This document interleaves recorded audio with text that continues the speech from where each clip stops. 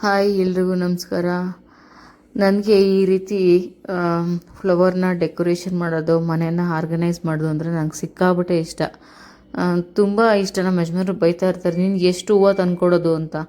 ಅವ್ರು ಏನಾದರೂ ಅನ್ನಲಿ, ನನಗೆ ಈ ರೀತಿ ಆರ್ಗನೈಸ್ ಮಾಡಿ ಒಂದು ಟಿ ವಿ ಶೋಕೇಸ್ ಮೇಲೆ ಈ ಥರ ಜೋಡಿಸೋದು ಅಂದರೆ ನಂಗೆ ಸಿಕ್ಕಾಬಿಟ್ಟೆ ಇಷ್ಟ.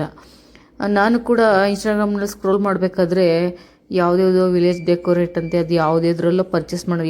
ನಾವು ಹಿಂದು ಮುಂದೆ ಆಲೋಚನೆ ಮಾಡಲ್ಲ ನಾವು. ಯಾವ್ದು ಇನ್ಸ್ಟಾಗ್ರಾಮಲ್ಲಿ ಟ್ರೆಂಡಿಂಗ್ ಬರುತ್ತೆ ತೊಗೊಂಬಿಡೋದು.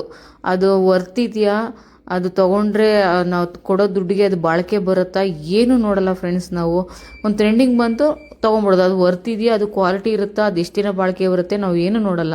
ಅದು ನಿಜವಾಗ್ಲೂ ಕೆಳಗಡೆ ಕೈ ತಾಗಿ ಎರಡೂ ಒಡೆದೇ ಹೋಗಿಬಿಡ್ತು. ನಂಗೆ ಸಿಕ್ಕಾಬಿಟ್ಟೆ ಬೇಜಾರಾಯಿತು ನೋಡಿ. ಇದ್ರದ್ದು ಆಲ್ರೆಡಿ ರೆಡ್ ಕಲರ್ ಏನು ತೋರಿಸ್ತಾ ಇದ್ದೀನಿ ನಾನು, ಇದು ಅಷ್ಟೇ ಒಂದು ನನ್ನ ಕಾಲು ತಗಲಿ ಕೆಳಗಡೆ ಹೊಡೆದೋಗ್ಬಿಡ್ತು. ಅದು ಆವಾಗಲೇ ಗೊತ್ತಾಗಿದ್ದು ನನಗೆ ಇದು ಮಣ್ಣಿಂದು ಅಂತ.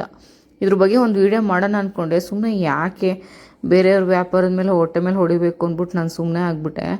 ಈ ರೀತಿ ನಾನು ಕೊನೆಗೆ ಬ್ರಾಸ್ ತೊಗೊಂಡೆ. ನಾನು ಬ್ರಾಸಿಂದು ಅದು ಆಲ್ಮೋಸ್ಟ್ ಅದೇ ದುಡ್ಡಿಗೆ ಇದೇ ತೊಗೊಂಡಿದ್ರೆ ಒಂದು 3 ಜನರೇಷನ್ ಆದರೂ ಬರುತ್ತಿದ್ದು. ಇದೇ ಬೆಸ್ಟ್ ಅನ್ನಿಸ್ತು. ಸೊ ಅದಕ್ಕೆ ನಾನು ವೀಡಿಯೋ ಮಾಡ್ತಾಯಿದ್ದೀನಿ. ನೆಕ್ಸ್ಟು ನಮ್ಮ ಮನೆಗೆ ಒಂದು ಪುಟಾಣಿ ಅತಿಥಿ ಬಂದಿದೆ ನೋಡಿ. ಇದು ಪುಟಾಣಿ ಹೊಸ ಅತಿಥಿ ಇದು ನಮ್ಮ ಮನೆಗೆ. ಇದು ಆ್ಯಕ್ಚುಲಿ ನನ್ನ ಸೊಸೆ ತೊಗೊಂಬಂದು ಇಟ್ಟಿರೋದು.